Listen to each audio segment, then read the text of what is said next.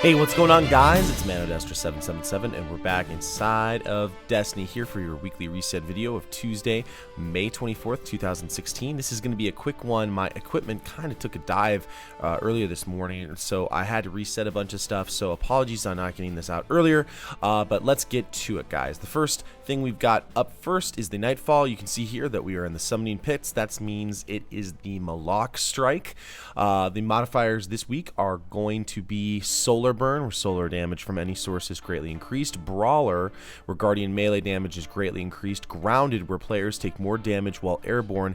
And Match Game, where enemy shields are resistant to all unmatched elemental damage. So you're going to want to make sure you bring a number of different weapon types, but mostly you're going to want to bring your Solar Burn weapons, especially probably your Quillam's Terminus. I think that's going to be really good. If you're on PlayStation 4, you want to bring your Zen Meteor, or if you have a Black Spindle, you want to grab those guys. So that is the Nightfall for this week. Let's go ahead and hop out and talk about the other things that you can do inside of Destiny this week. In the Prison of Elders challenge mode, you can go ahead and make sure you pick up your Elder Sigil ticket. The modifiers for this week are going to be Airborne and Exposure. You can see here, grenade kill bonus is what we have.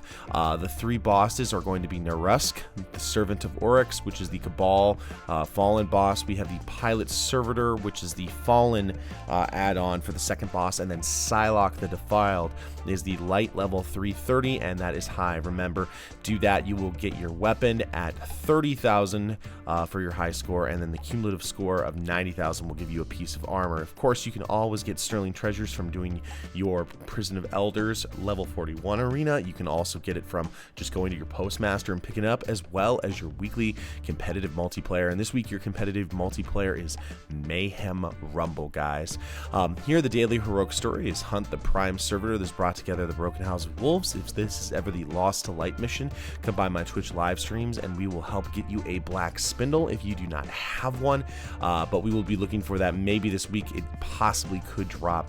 Next up, and finally, let's figure out what's going on in the raid this week. It is the Golgoroth Challenge. The Golgoroth challenge mode will give you higher light level armor. If you complete it on challenge mode, you'll also get a calcified fragment as well as an emblem.